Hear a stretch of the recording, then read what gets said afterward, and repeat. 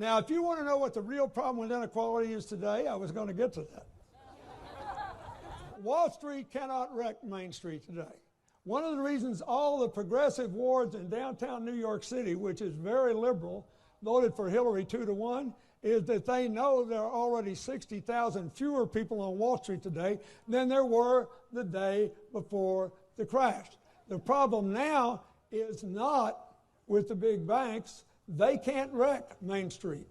The problem today is that corporations are spending too much of their income on their shareholders and the top management and too little on their employees.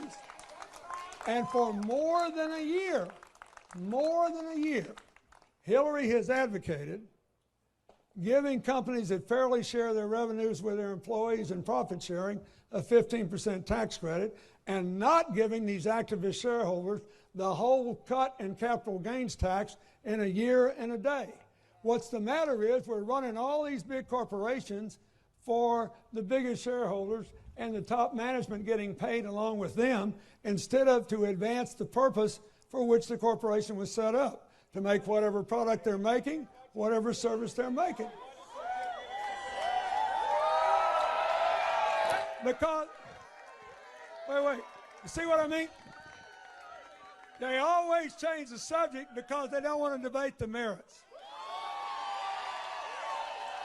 So, sir,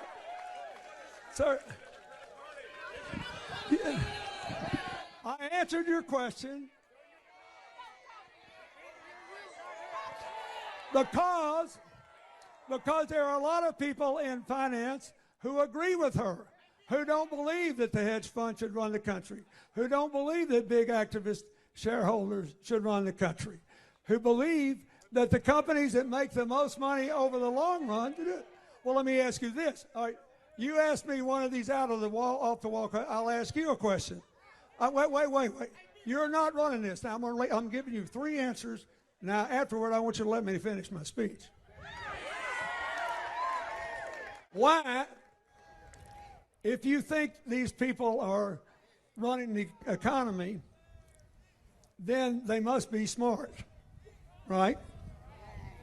Then why did these big hedge funds set up political action committees and run millions of dollars against the one person they don't want to run against?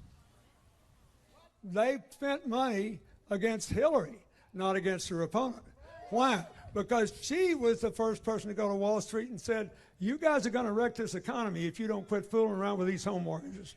And you guys can't do this, and you're not entitled to the tax breaks you're getting, and you've got to stop making these companies dance to the tune of making profits in a year and a day.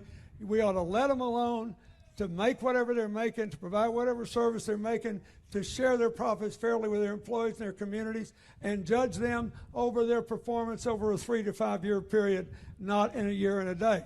They are raising money, and they have spent millions of dollars to attack her, not her opponent. That is the inconvenient truth, to borrow Vice President Gore's great term.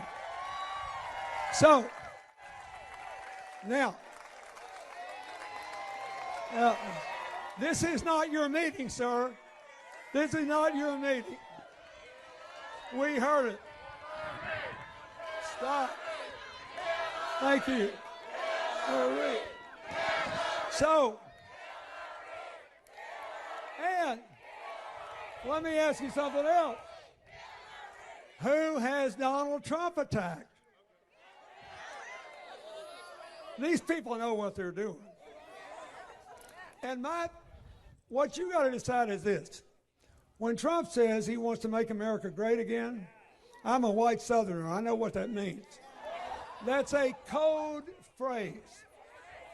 When he goes down to coal country and says, I'm going to make America great again, he means 2 things. He means I'm going to make the American economy work the way it did 50 years ago. And I'm going to move you up on the social totem pole. I've listened to this a long time. This is a strategy. First, they went after African Americans in the 80s. Said, oh, they're just taking your tax money and spending it on African Americans who don't want to work, which is never true. Then they went after the women's rights movement. Then they went after immigrants. Then they went after the LGBT community. And then they went back after immigrants. And Mr. Trump said he wanted to build a wall along the Mexican border, and there's been no net in-migration from Mexico since 2010. Making America great again says that we stop being great. I don't agree with that. But it also says, I'm going to make the economy and the society the way it used to be. So even if I don't grow this economy, I'll give your side a bigger piece of it, and I'll raise you up on a totem pole. Let me tell you something. America wasn't so great for half the American people 50 years ago. It wasn't so great for people of color. It wasn't so great for the LGBT community. It wasn't so great for a lot of our immigrants. Plus, it's like me saying, I'd like to be 25 again. I would, but it's not going to happen. So he's holding out a false hope. Hillary asked me to go down to coal country and look those people in the eye and said, you know, you may vote for Mr. Trump. And she sent me down here to tell you this. She doesn't care who you vote for. You should be mad because nobody's helped you create a new future. And if she gets elected, no matter who you vote for, she's coming back for you to give you a chance to rise with all the rest of us. That's what we ought to say. And we should be for it. We should go to Indian country.